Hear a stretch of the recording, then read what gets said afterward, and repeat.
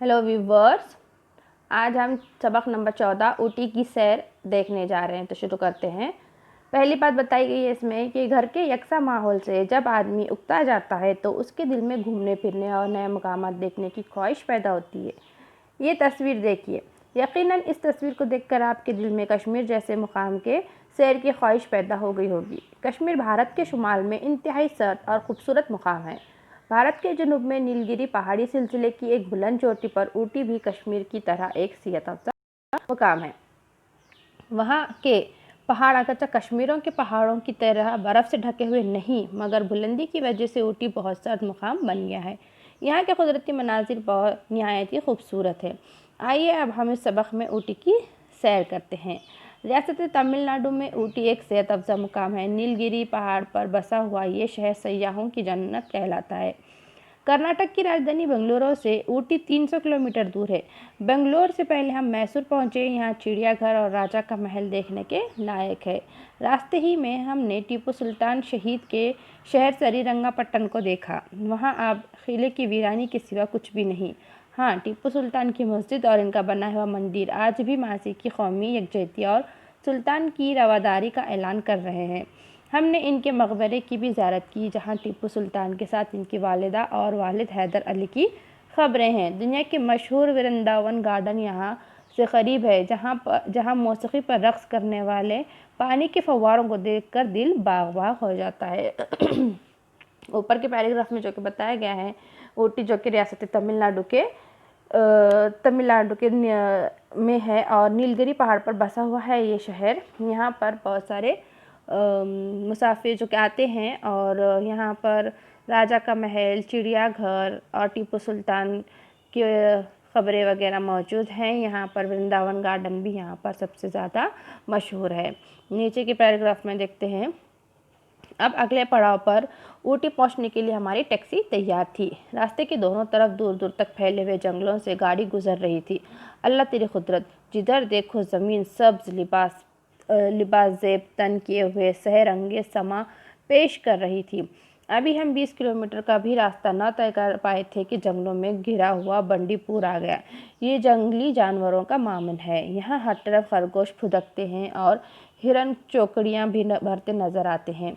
परिंदे भी यहाँ कई अक़साम के पाए जाते हैं। देखने वाला सोचता रह जाए कि दो आँखों से क्या क्या देखूं। पहाड़ पर चढ़ते हुए टैक्सी की रफ्तार कम हुई तो हमने सामने के शीशे से बाहर देखा। रास्ते लहराते बल खाते सांप की तरह दिखाई दे रहा था। ये पूरी रास्ता नीलगिरी पहाड़ की इंतहाई चोटी पर बसे ऊटी पहुंचने के लिए तामीर किया गया है।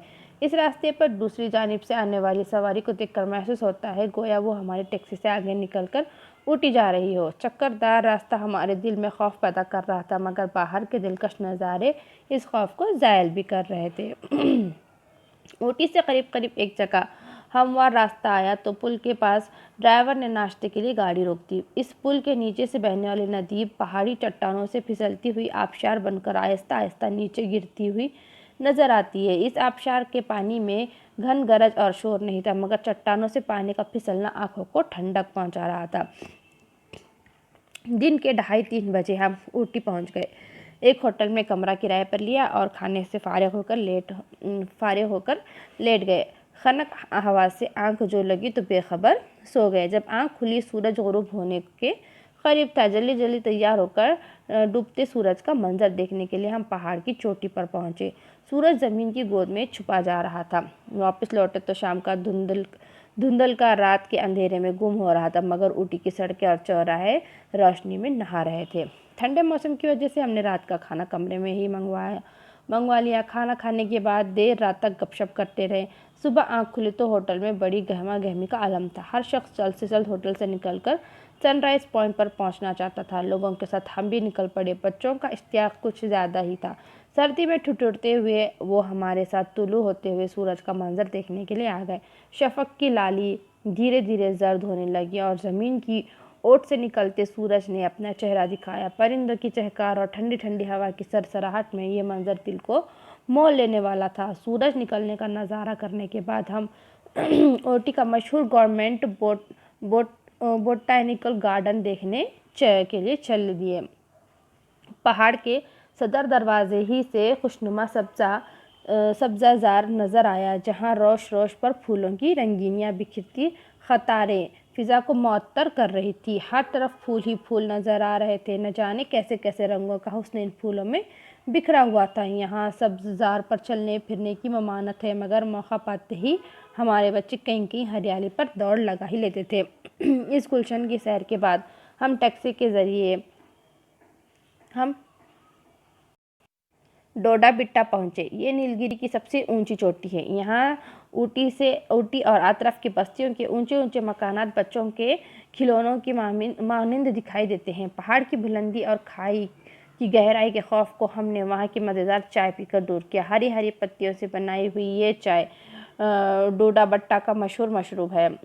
चोटी से उतरते वक्त एक जगह टैक्सी रोक कर कुछ लोगों ने इसी चाय से हमारी ज़ियाफ़त की। सयाहों को मुफ्त चाय पिलाकर ये लोग बड़े खुश होते हैं। हमारे बच्चे अब झील की सैर के लिए बेचैन दिखाई दे रहे थे, इसीलिए टैक्सी का रुख हमें झील की तरफ करना पड़ा। पहाड़ की बुलंदी पर यह झील इंसानी कारीगरी का अजीब नमूना है। झील की सैर करने के लिए स्टीमर, बागवानी किश्तियाँ और चप्पों से चलने वाली कश्तियाँ वहाँ बआसानी दस्तियाब है। हमने एक कश्ती किराए पर ली और मज़े ले लेकर झील की सैर करते रहे। कश्ती ही में बच्चों ने पहाड़ी रेलगाड़ी में बैठने का मनसूबा बना लिया।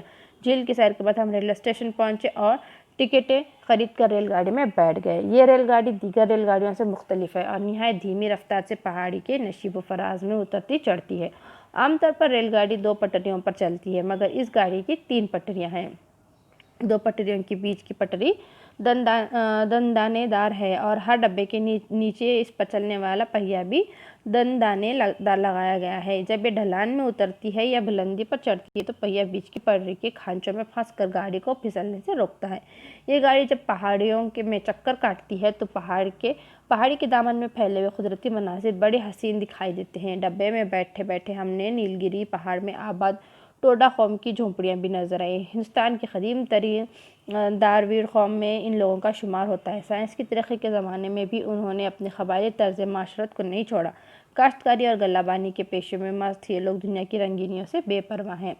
ऊटी की सैर तकरीबन ख़त्म हुई तो हम वापसी के सफ़र की तैयारी करने के लिए होटल लौट आए। सयाहों की तरह हमने भी अपने यहाँ के दुमदार सेब और ऊटी के मशहूर नीलगिरी की तेल की चंद शीशियाँ खरीद लीं।